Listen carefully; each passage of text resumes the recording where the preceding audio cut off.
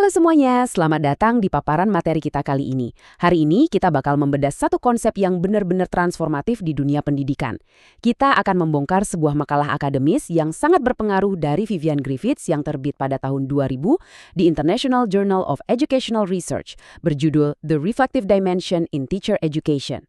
Yang bikin materi ini super menarik adalah gimana Griffiths mengambil konsep yang mungkin kedengarannya sangat teoritis dan mengubahnya jadi fondasi mutlak buat siapa saja yang ingin menjadi pendidik sejati. Yuk kita mulai perjalanannya. Oke, mari kita selami peta jalan kita hari ini. Kita akan melihat apa sebenarnya makna refleksi ini, lalu kenapa ini bukan sekedar rutinitas pasif, bagaimana konsep ini menjembatani teori dan praktek, peranannya dalam mendorong profesionalisme guru modern, cara hal ini membentuk identitas kita sebagai pendidik, dan akhirnya, gimana ini semua menjadikan kita pembelajar sepanjang hayat. Masuk ke bagian pertama, mari kita bahas makna sebenarnya dari refleksi dalam pendidikan. Nah, sebelum kita bisa menerapkan sesuatu, pastinya kita harus paham dulu dong definisinya secara mendalam. Apa sih maksud dunia akademis waktu nyebut kata refleksi? Yang perlu kalian tahu, ini bukan sekedar tren lokal. Istilah refleksi dan praktisi reflektif ini udah jadi semacam istilah global yang sangat populer. Seperti yang dicatat Griffiths, konsep ini sangat luas didiskusikan dalam ranah pendidikan guru dan pengembangan profesi, terutama di Inggris dan Amerika Utara. Jadi, kita lagi ngebahas sebuah standar profesional yang diakui secara internasional, bukan cuma teori ngawang-ngawang. Terus, apa sih definisi praktisi reflektif itu sendiri? Griffiths ngebedah ini dengan tajam banget. Menjadi pendidik profesional itu nggak cuma soal hafal teori atau teknik ngajar di luar kepala. Sama sekali nggak. Praktisi yang reflektif itu adalah mereka yang secara kritis, dan perhatikan kata ini ya, secara terus-menerus merefleksikan pengalaman praktek mereka sendiri. Mereka nggak cuma ngandelin buku teks, tapi benar-benar mikirin tindakan mereka di kelas. Ibaratnya, mereka nggak nyetir pakai mode autopilot yang bikin ngantuk, tapi benar-benar pegang kendali penuh dengan kesadaran.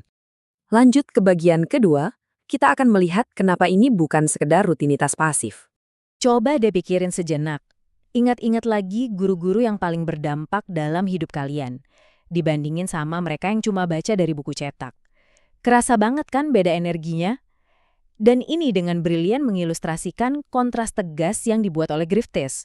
Di satu sisi ada tindakan impulsif dan rutin. Ini tuh pendekatan pasif, tanpa pemikiran, metode coba-coba, atau yang sekedar ngikutin tradisi aja. Di sisi lain ada tindakan reflektif. Di sini, kalian melakukan evaluasi yang kritis dan berkelanjutan terhadap praktik kalian sendiri. Ini perbedaan besar antara sekedar hadir di kelas dan benar-benar mengelola kelas. Dan ingat, refleksi itu bukan acara tahunan yang cuma dilakuin di akhir semester. Bukan gitu kerjanya. Refleksi itu proses berpikir mendalam yang terjadi di 3 tahap krusial.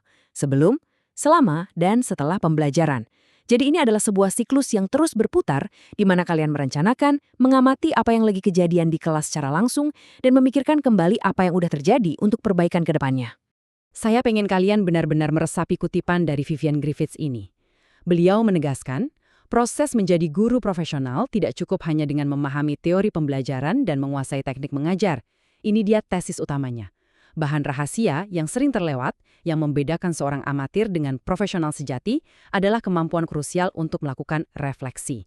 Teori itu fondasinya, tapi refleksi adalah bangunannya. Di bagian ketiga ini, mari kita bahas bagaimana refleksi menjadi jembatan penghubung antara teori dan praktek. Sering banget kan kita lihat guru yang jago banget teorinya, tapi pas di lapangan bingung mau ngapain. Nah, refleksi ini berfungsi sebagai jembatannya. Refleksi memaksa kita buat nanya 3 pertanyaan kontekstual yang super penting. Pertama, menilai metode. Apakah metode pengajaran tadi beneran efektif? Kedua, menganalisis respons. Gimana reaksi siswa? Antusias atau malah pada bingung? Dan ketiga, perbaikan berkelanjutan. Apa nih yang spesifik harus diperbaiki besok? 3 pertanyaan inilah yang bikin teori yang kaku jadi praktek yang hidup di ruang kelas. Masuk ke bagian 4. Bagaimana refleksi ini mendorong profesionalisme guru modern? Kalau seorang guru udah terbiasa evaluasi diri lewat pertanyaan-pertanyaan tadi, mereka bakal punya tingkat kesadaran profesional yang jauh lebih tinggi. Terus manfaat konkretnya apa?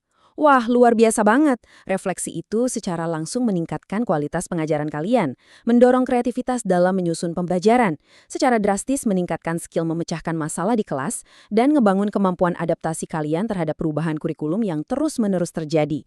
Bayangin kalau semua guru punya mindset adaptif seperti ini.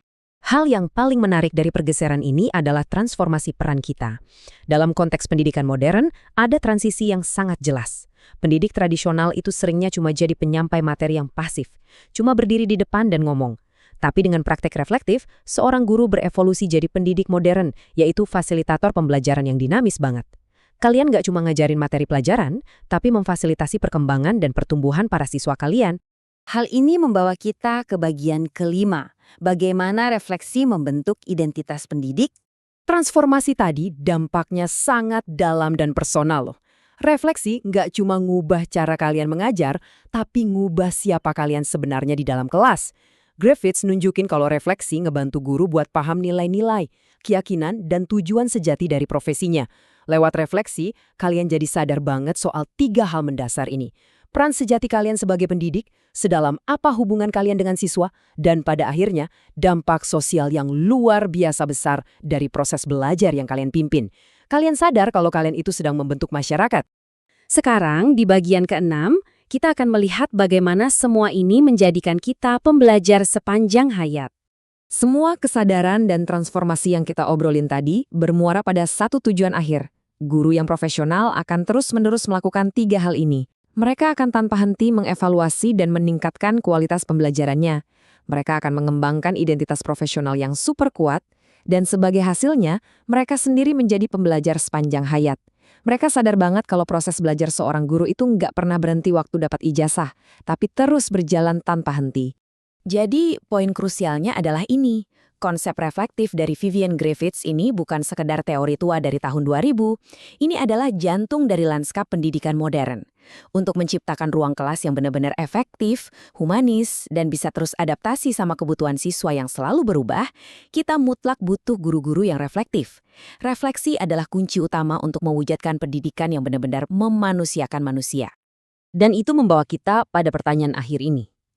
Setelah melihat semua bukti dari pemikiran Griffiths, ini adalah hal yang harus kita tanyakan ke diri kita sendiri setiap kali kita melangkah masuk ke ruang kelas. Apakah kita hanya menyampaikan materi secara pasif, ataukah melalui refleksi kritis kita sedang memfasilitasi masa depan? Pilihan itu sepenuhnya ada di tangan kita sebagai pendidik. Terima kasih banyak udah ikut menyimak paparan materi kita kali ini, dan sampai jumpa di pembahasan luar biasa berikutnya.